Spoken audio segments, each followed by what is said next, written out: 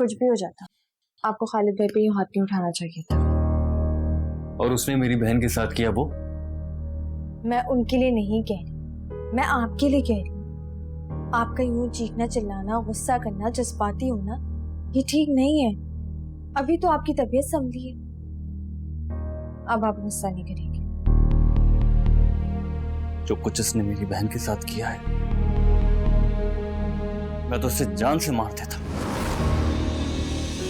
कितनी इज्जत करता था मैं उसकी, लेकिन आज उसने अपनी इज्जत खुद गंवाई है। मेरी नजरों से गिर गया है वो।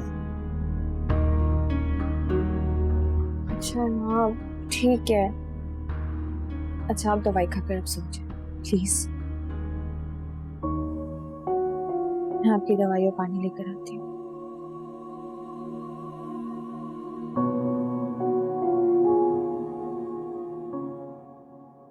हाँ, ये लीजिए, थोड़ा सा और बस बस बस बस कुछ तो खा लीजिए। खा तो लिया है मैंने। अच्छा तो जूस पी। सारा दिन दिमाग खपाते हैं ऑफिस में, कुछ खाते पीते हैं नहीं आप। नहीं भाई, ऑफिस में हल्का फुल्का कुछ खा लेते हैं बस, और मत। फिर भी घर से नाश्ता करके नहीं जाते ना, तो मुझे तसल्ली नहीं होती। अस्सलाम वालेकुम। अस्सलाम वालेकुम भाई। हाँ। अस्सलाम वालेकुम भाभी। तुम कहाँ इतने तैयार होके घूम रहे हो सुबह सुबह? आपके साथ ऑफिस जा रहा हूँ। ऑफिस जाना है? सुन ली आप बात, सुनो। कोई जरूरत नहीं ऑफिस जाने की तुम्हें भाई। थोड़ा ख्याल करो अपना, नाश्ता वाश्ता करो और बस आराम करो। भाई मैंने बहुत आराम किया, अब मैं बिल्कुल ठीक हो चुका। मुझे आपके साथ ऑफिस जाना है, आपका हाथ बटा। मैं घर में बैठे बैठे तंग आ गया। पूरी जिंदगी पड़ी है काम करने के लिए। अभी तबीयत ठीक नहीं है तुम्हारी, पूरी तरह रिकवर कर लो, फिर आ जाना काम पे। रोका किसने? भाई इस घर की कुछ जिम्मेदारियां मैं अपने कंधे पर भी लेना चाहता हूँ।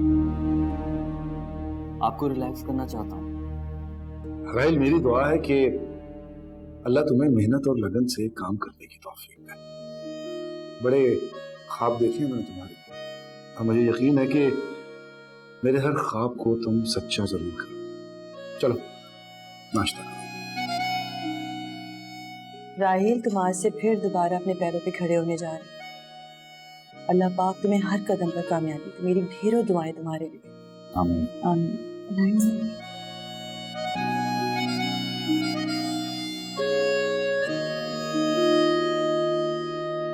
खालिद, तुम नाश्ता करो और दफ्तर जाओ। क्यों नहीं जा रहे तुम? मेरा दिल नहीं चाह रहा। ये क्या बात है, दिल नहीं जा रहा? इतने दिन से दफ्तर नहीं जा रहा, बिजनेस का लॉस हो रहा है, अब मजीद नुकसान करना चाहोगे? क्या करूं अम्मी, दिलो दिमाग काबू में हो तो जाकर काम करो। ये भी कोई जिंदगी है? ना घर में चैन, ना बाहर। तुम तो मेरी इकलौती औलाद हो। तुम इस तरह से हिम्मत हारो तो मैं खुद को कैसे हौसला दे पाऊं? मैं तो अभी समझ लूं कि तुम मुझे सहारा दो। अगर इस तरह करोगे तो मैं कैसे जी पाऊंगी? मैं क्या करूं अम्मी, बताएं मुझे आप। नहीं रह सकता मैं हिना के बगैर, और अब मैं अली को भी नहीं छोड़ सकता। नहीं जाने दूंगा उसे मैं। कोई हल, कोई तरीका समझ ही नहीं आ रहा। ज़ारा की मौजूदगी, उसकी आवाज, उसकी हरकतें मेरी रही सही समझबूझ को खत्म कर देती है। नहीं बर्दाश्त होती वो मुझसे, नहीं बर्दाश्त होती वो मुझसे। घर से बाहर निकलोगे, लोगों से मिलोगे जुलोगे, बहुत से मसाइल हल होंगे। बस तुम ज़ारा से मत उलझा करो। लड़ाई झगड़े से मसले थोड़ी हल होते और बढ़ जाते हैं। मुझे भी थोड़ा सोचने समझने का मौका दो, मैं भी कुछ सोचती हूँ। चलो शाबाश, अब नाश्ता करो और तैयार हो जाओ।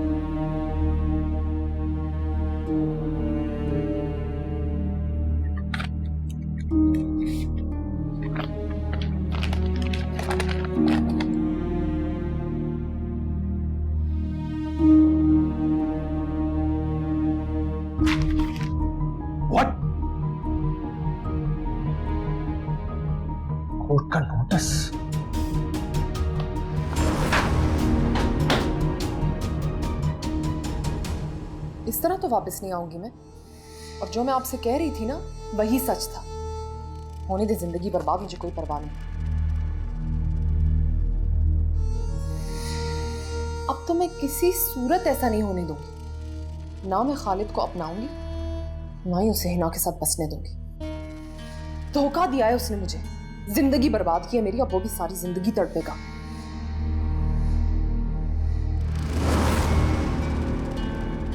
अच्छा मामी, थोड़ी देर बाद बात करती हूँ आपसे। इसका फोन था?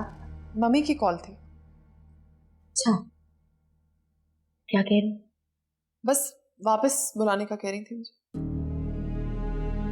फिर तुमने क्या जवाब दिया? क्या जवाब देना था मैंने? मेरा घर है ये, रहना है मुझे यहाँ, घर बसाना है अपना। तो तुमने बहुत अच्छा फैसला किया कि तुम घर बसाना चाहते, लेकिन एक बात मैं जरूर कहना चाहूंगी, तुम्हारी सख्त मिजाजी के साथ ये घर बस नहीं सकेगा। मेरी बात समझने की कोशिश करो। मर्दों को खुश मिजाज औरतें ही पसंद आती हैं। तुम्हें चाहिए कि उससे बहस ना किया करो, जो वो कहे वो मान लो। तुम्हें उसकी कोई बात बुरी लगे तो तुम्हें चाहिए कि उसे नजरअंदाज करो। इसी में तुम्हारी भलाई, इसी तरह ही घर बस सकता है। आप मुझे बताएं मैं क्या करूं? जब मैं खालिद से बात करती हूँ तो वो बीच में हिना को ले आते हैं। हिना का नाम सुन के ना मेरे कानों से धुएं निकलना शुरू हो जाते हैं। आप भी जब बात करती हैं हिना हिना हिना ही करती रहती हैं। मैं क्या करूं? तुम यकीन करो मेरा कि हिना की नर्म मिजाजी ही खालिद को पसंद है, वही उसकी शख्सियत का हिस्सा थी। अच्छा, मैं पूरी कोशिश करूंगी कि मैं तो कम से कम हिना का जिक्र ना करूं। मुझे समझाने के साथ साथ खालिद को भी तो समझाए ना आप। जानती हूँ और मैं उसे समझा भी रही हूँ, मुझे पता है वो ठीक हो जाएगा। पर तुम भी ये काम करो, उसे खालिद से दूर मत करो। खालिद के साथ रहेगा तो उनसियत भी बढ़ेगी और हिना का ख्याल भी नहीं आएगा उसे। ठीक है? चाय लाऊं तुम्हारे? नहीं,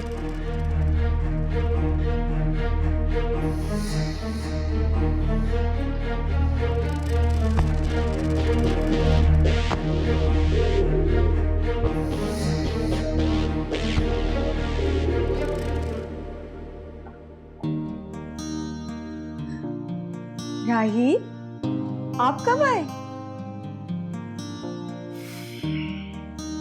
बस कुछ देर पहले। जल्दी आ गए? कैसे गुजरा ऑफिस का दिन?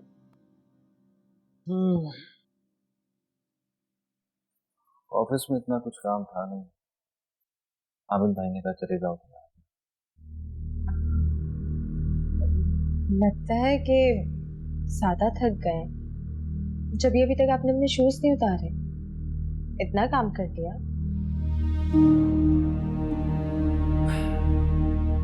बस ऐसे ही, कोई खास काम नहीं।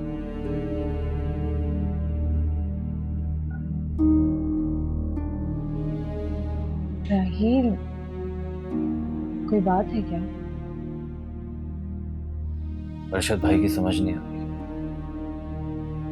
पता नहीं क्या चाहते हैं। राहील, एक बात बोलूं, लेकिन पहले आप मुझसे वादा करें कि आप मेरी बात को बहुत तहम्मुल से सुनेंगे। कहो। देखिए राहील, कभी कभी हम मामले को जिस नजर से देख रहे होते हैं, दर हकीकत मामला उसके बिल्कुल बरअक्स होता है।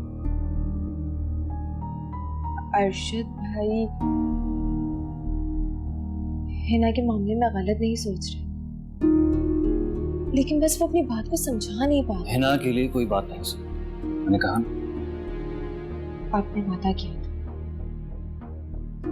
और कोई उसके खिलाफ बात नहीं कर रहा, वो भी उसकी भलाई के लिए बात कर रहा। उनका सोचने का नजरिया दूसरा, उनका कहने का मकसद सिर्फ इतना है कि कुछ अरसे के बाद जब हिना खालिद भाई को और इस तमाम तरह हादसे को भूल जाएगी तो उसकी शादी करनी होगी, तब उसके लिए प्रॉब्लम्स पैदा होंगी। तुम एक औरत हो, औरत की तकलीफ को ज्यादा समझ सकते हो। तो अंदाजा है कि हिना के ऊपर क्या गुजर रही होगी। उसकी जिंदगी की पहली खुशी, पहली औलाद क्या मायने रखती होगी उसके लिए? कभी सोचा है तुमने? क्या मेरी बहन अपनी जिंदगी की सबसे बड़ी खुशी भी नहीं जी सकती उस शख्स की वजह से जिसने उसे धोखा दिया, और अरशद भाई और अस्मा भाभी की वजह से?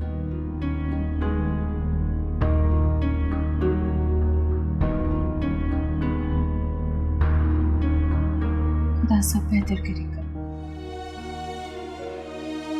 हिना की नीयत बहुत अच्छी है, और जिसकी नीयत अच्छी हो खुदा उसका साथ ही छोड़ता। अच्छा चले, आप परेशान हो, जहाँ जाकर फ्रेश हो जाए, मैं आपके लिए खाना लगाते। बस करें ना।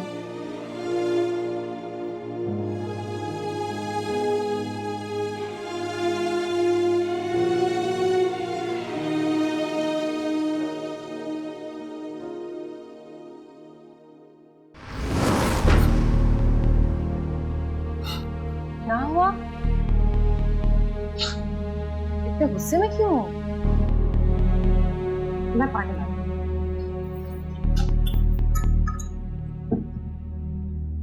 पानी पी। मेरा दिमाग मत खराब करो। चुप।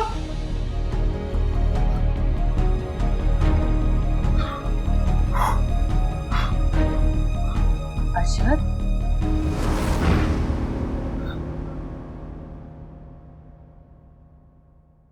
क्या हुआ है बेटे, बताओ तो सही। क्या बताऊं, बस यूं समझ ले कि सारी जिंदगी की मेहनत जाया हो रही है, और वो भी सिर्फ अरशद की हरदर्मी की वजह से। अब क्या किया अरशद ने? क्या बताऊं मियां, लाख मना करने के बावजूद भी अरशद ने एक अनजान कंपनी से लाखों का माल खरीद लिया, और वो भी हैवी एडवांस अमाउंट देके। कितना समझाया था उसको, मना किया था इस तरह की कोई डील नहीं करनी, फिर वो ये हरकत कर रही थी। सारे का सारा पैसा वहां फंसा। वो पैसा जो रोलिंग के लिए चाहिए था वो भी उसमें चला गया। सोने पे सुहागा, वो कंपनी ही फ्रॉड निकली।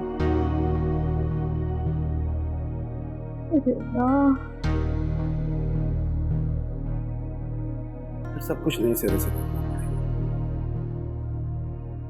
इतनी मेहनत, इतनी मुशक्कत, खून पसीना लगाकर नाम बनाया था, इज्जत बनाई थी, सबका सब बर्बाद हो गया। इतनी दफा एक चीज समझाई कि 2 नंबर तरीकों से कमाई नहीं होती ठीक, कारोबार पायदार नहीं हो पाता। मैंने तो आज तक जिंदगी में ऐसी कोई हरकत नहीं की। जो काम किया हलाल का किया, तरीके का किया। मैं थक चुका हूं। वो लोग जो मेरी कंपनी का नाम इज्जत से लेते थे, 4 लोगों में मेरी बात होती थी तो मिसाल दी जाती थी, अब वही लोग मुझ पे थू थू करेंगे। क्या हो गया? किसने थूक दिया? किस इज्जत, किस मान की बात कर रहे हैं आप? बोलिए। खबरदार अरशद, खामोश हो जाओ। इस वक्त में एक लफ्ज नहीं निकालोगे मुझसे, बस। मैं इनको आज जवाब देकर आऊंगा। हाँ, किया था बिजनेस, हो गया लॉस। तो क्या बिजनेस में, कारोबार में लॉस नहीं होता? मुझे भी हो गया लॉस। रिस्क लेना पड़ता है। रिस्क आपने नहीं लिया क्या? कारोबार यहां तक नहीं पहुंचाया क्या? यहां से आगे कौन लेके जाएगा? मैं लेके जाना चाहता था। किसके लिए? आप तमाम लोगों के लिए, अपने घर वालों के लिए, हमारे फ्यूचर के लिए। आपकी ईमानदारी से हुआ क्या? कुछ भी तो नहीं।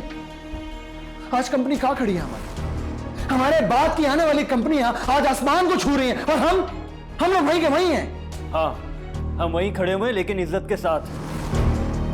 कल जब हमारी औलाद होगी तो हम किस तरह से खर्चे उठा पाएंगे? जरूरतें कैसे पूरी कर पाएंगे? कैसे देंगे हमारे बच्चों की फीसें? उनका फ्यूचर हम लोग किस तरह सिक्योर कर पाएंगे? नहीं कर पाएंगे सब कुछ। क्या भूल गए आप? राहील के इलाज में हम लोगों को कितनी परेशानी उठानी पड़ी थी, और अब ये हिना, किस तरह रख पाएंगे उसको हम? कैसे इसके खर्चे पूरे करेंगे बताइए? अरशद, बस चुप कर जाओ बेटे, बस बंद कर दो अपनी ये चीखो पुकार। मैं समझाता रहा इनको, कहता रहा कि हिना को जाने दो, लेकिन नहीं, किसी ने मेरी बात नहीं सुनी, किसी ने मेरी बात को मानना तक गवारा नहीं किया। सब इन्हीं की चलती है। मेरा क्या है, मैं तो गलत मशवरे देता हूं, है ना? ये है मेरी औकात। अब भुगतो। देख लिया आपने नतीजा, अब रखिए सारी जिंदगी हिना को इस घर में रखिए और संभालें आप। हिना, रुको, बैठो। मेरी बहन को ढाल बनाकर आप अपनी गलतियों पर पर्दा नहीं डाल सकते। अरे नहीं भाई नहीं, मैं ही बुरा हूं। मैंने ये गलतियां की हैं। आप लोग तो सबके सब अच्छे हैं, अकलमंद, अगले गुण है मिलके। नुकसान हो गया तो हंगामा, और अगर फायदा हो जाता तो क्या होता? तुम क्रेडिट लेते, आप क्रेडिट लेते, और मुझे क्या मिलता? कुछ नहीं। क्या हो गया अरशद भाई आपको? कुछ तो सोचें आप। भाभी, आप प्लीज लेके जाएं इन्हें यहाँ से। हाँ अस्मा, अरशद को कमरे में ले जाओ। अरे आप सबको मुझसे, ठीक है फाइन, सब लोग एक साथ रहें इस घर में और सबके सब खुश रहें। अब इस घर में मैं नहीं रुकूंगा, एक पल भी नहीं रुकूंगा। आप तमाम लोगों को रहना एक साथ रहिए और खुशी के साथ रहिए, लेकिन मैं अपनी बीवी को लेकर जा रहा हूं इस घर से। नहीं रुकना मुझे। रुको अरशद, जाना चाहते हो तुम एक बार अच्छी तरह सोच के जाना। इस घर से जाने के बाद फिर कभी इस घर में वापस नहीं आ सकते।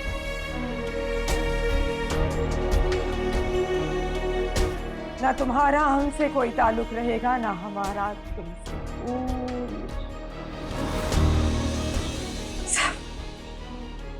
सब कान खोल के मेरी ये बात सुन लो।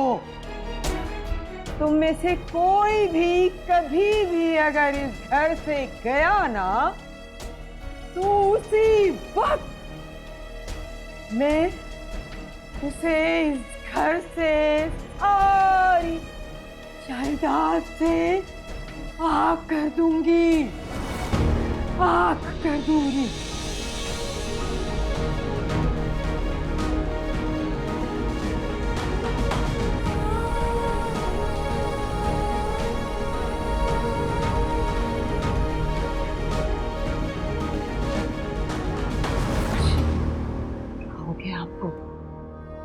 अम्मी,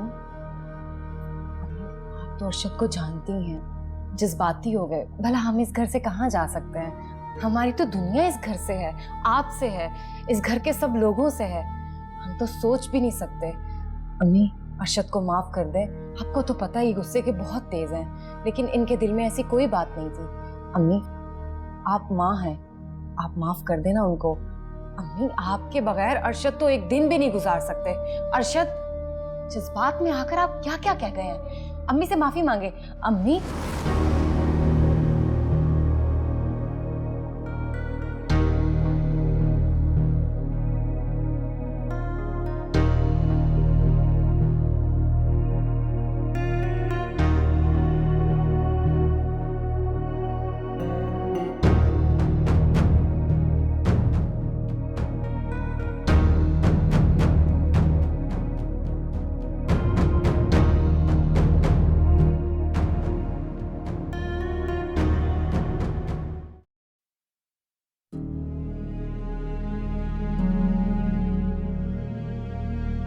क्या हुआ?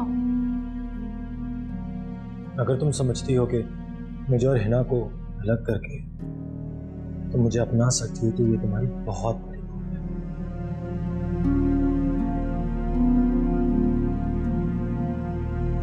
ऐसा करने के बाद मेरे दिलो दिमाग में तुम्हारी नफरत और भी बढ़ गई है, और हिना के लिए मेरे प्यार और तड़प में मजीद इजाफा हो गया। और तुम लाख चाहो, हमें दूर नहीं कर सकती।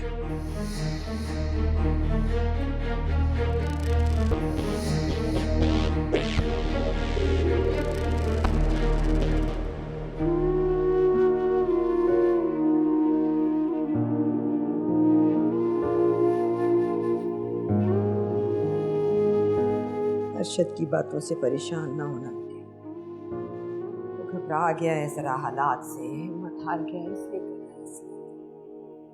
अच्छा, इन बातों की तो मैं आदी हो चुकी हूँ। परेशान तो मैं इस बात से हूँ कि आज वो दिन देखने को मिला जिसका जिंदगी में कभी तस्वीर भी नहीं किया था। इतनी बड़ी बात। मैंने तो हमेशा से यही देखा है कि आपने हम सबको और इस घर को एक मुट्ठी में रखा, एक दूसरे से जुड़े हुए। फिर आज आपने अरशद भाई को हम सब से और इस घर से बेदखल करने की बात की।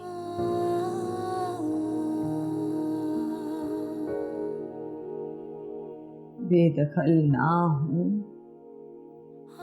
इसलिए कहा था मुझसे।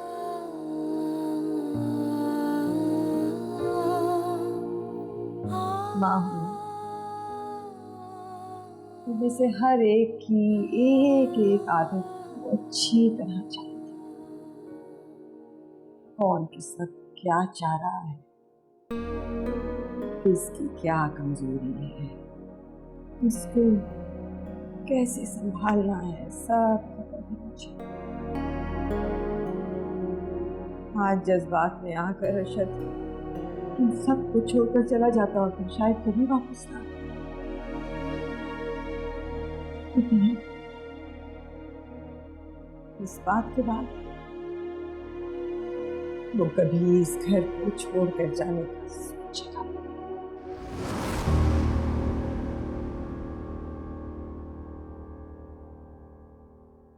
चाहे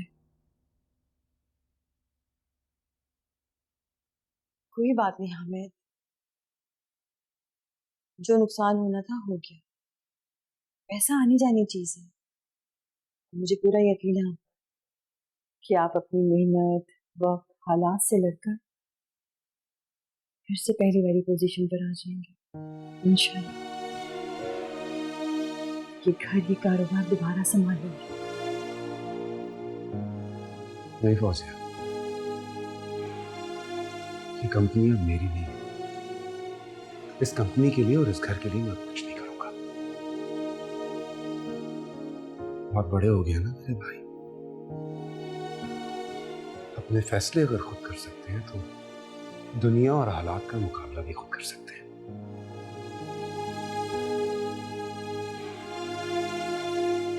ये जरूरत नहीं अकल को। आप ऐसे कैसे हिम्मत हार सकते हैं हमें? इस घर को, कारोबार को इतनी मेहनत से बनाया आपने। इतनी मेहनत से बनाए हुए कारोबार को छोड़ देना कोई अक्लमंदी की बात नहीं है। इस कंपनी से नहीं, इस घर से भी दस्तबरदार हो जाऊंगा मैं। फैसला कर लिया है मैंने। कैसी बात कर रहे हैं आप हामिद? क्या हो गया आपको? ये क्या बातें लेकर बैठ गए? हम इस घर को कैसे छोड़ सकते हैं? और अम्मी हमारे बगैर कैसे रहेंगी? वो रह सकती है हमारे बगैर? आसान नहीं है ये सब कुछ, बल्कि इसके बारे में तो सोचना भी आसान नहीं है। लेकिन जिस घर को मैंने अपना खून पसीना देकर बनाया, जिन बहन भाइयों को औलाद समझकर पाला, आज उनको अपनी आंखों में आंखें डालकर खड़ा देख रहा हूं।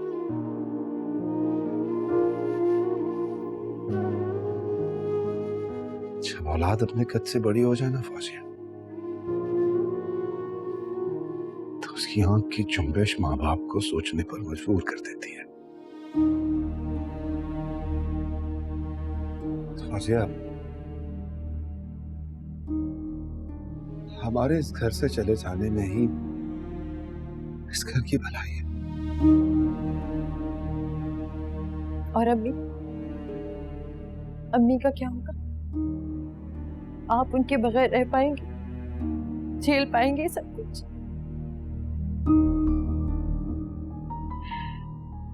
आपके इस फैसले को रोज रोज झगड़े फसाद हो गए, रोज मेरी माँ अपनी औलाद को लड़ता झगड़ता देखकर पल पल मरेगी। ये जो क़यामत गुजरी है ना मेरी माँ पे, यही क़यामत देख के पल पल मरेगी वो। ऐसा दोबारा नहीं होने दूंगा मुझे, मैं ऐसा दोबारा नहीं होने दूंगा।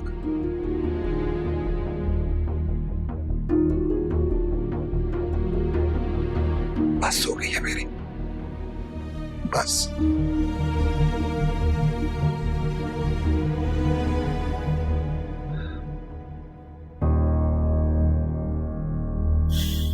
पता नहीं क्या हो गया अर्शद भाई,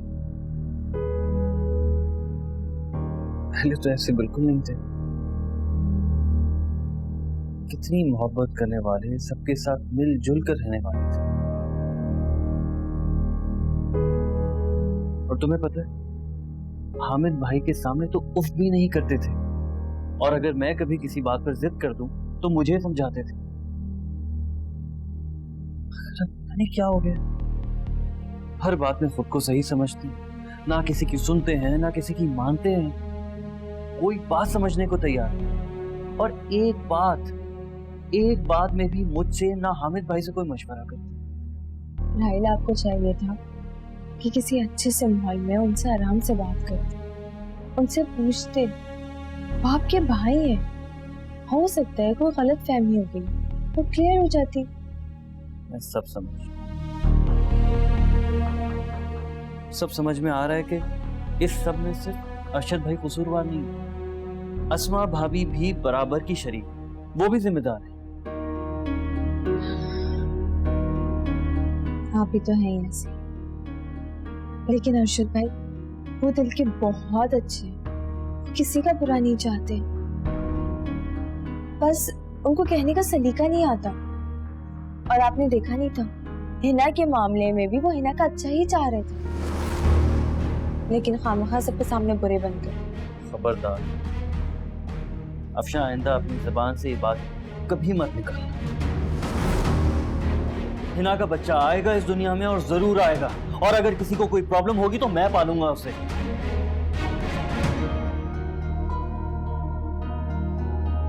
हिना की शादी हम किसी और अच्छी जगह कर देंगे, और वो इंशाल्लाह खुश रहेगी।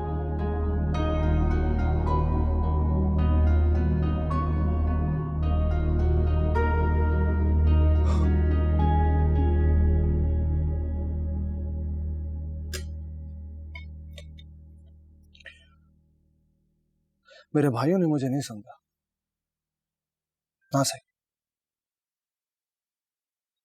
लेकिन मेरी माँ ने भी मुझे गलत समझा।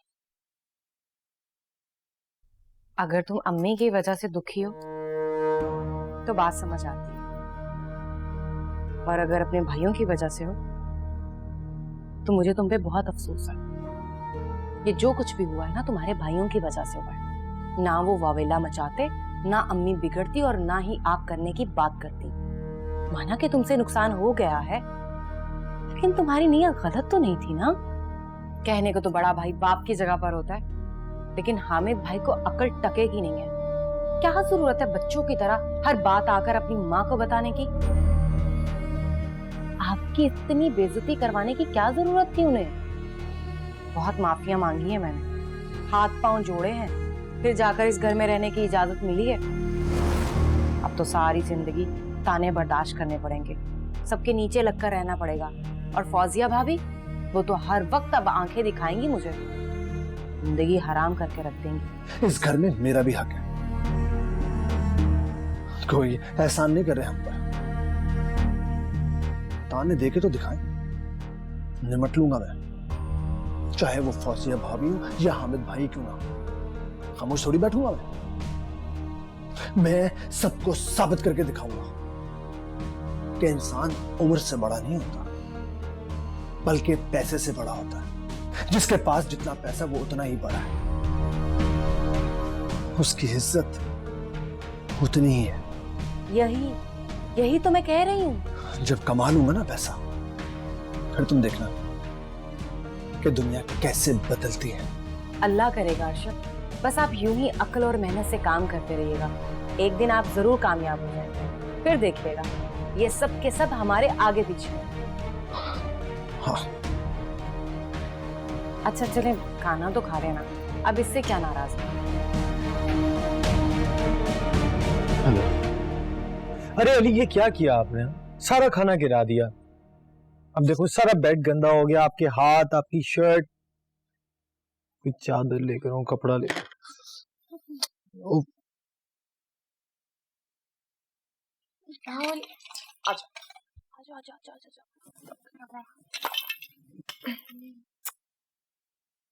जो काम माँ का होता है ना, वो बाप नहीं कर सकता।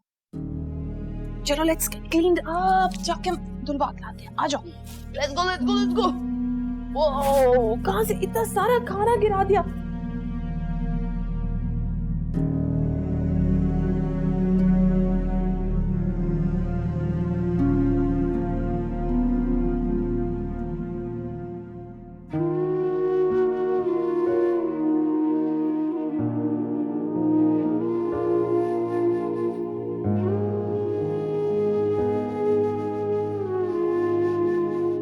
रोने?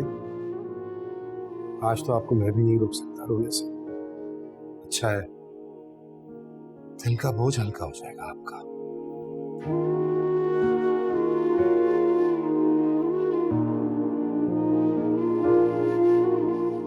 मैं जानता हूं आप किस कर्ब से गुजर रही हैं।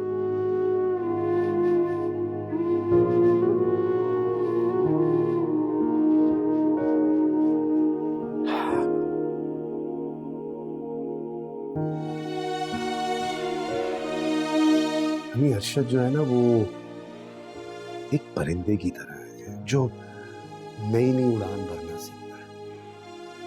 बहुत दफा गिरता है, फिर उठ जाता है, और एक दफा जब परवाज भर लेना तो आसमान की बुलंदियों को छू लेता है। वो बुरा नहीं है, वो बुरा हो ही नहीं सकता, क्योंकि आपकी तरबियत बुरी नहीं है। वो ना दुनियादारी में पड़ गया। अभी उसे दुनियादारी का पता चलेगा ना, तो सब कुछ समझ जाएगा। लेकिन अभी उसकी समझ में कुछ नहीं आएगा।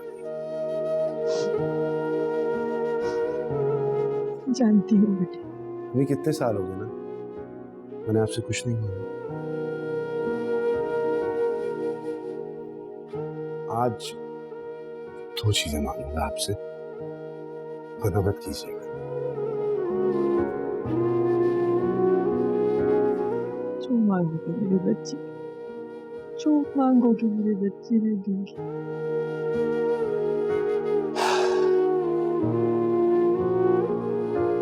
पहली बात तो ये कि मैं आपकी गोद में सर रखना चाहता हूँ। हम सबके साथ मेरे बच्चे।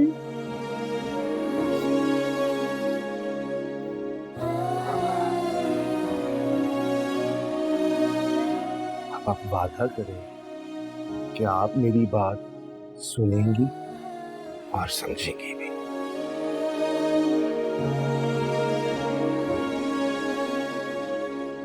आपको मुझ पे एतमाद है ना?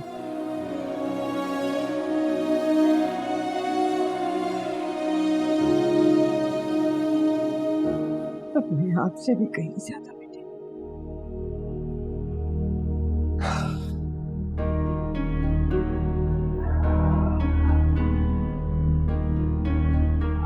मैं